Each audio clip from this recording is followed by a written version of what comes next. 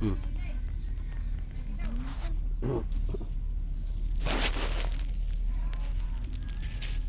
Good morning mga kaibigan.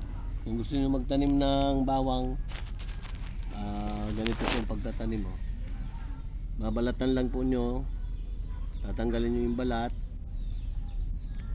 tapos itutusok lang nyo po sa ginawa nyong ganyan taniman.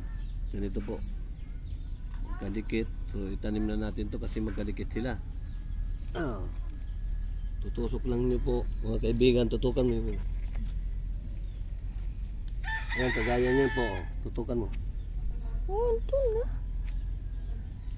Yan po, umano na, dumadahon na po. Yan, bawang po yan. Bawang po yan. Kung gusto nyo magtanim, butasan nyo yung plastic. Mula dito. Lilipat na yun.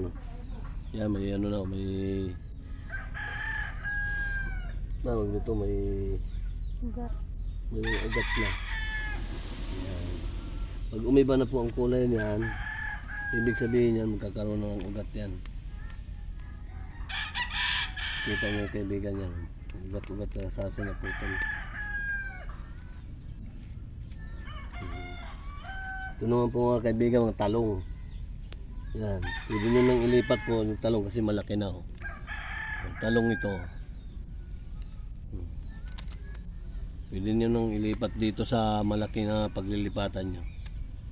Lalo na ito mga kaibigan, fertilizer ay ano lang, lain ng kambing, tinatawag dito sa Ilocano, darak, yung ipa ng himay.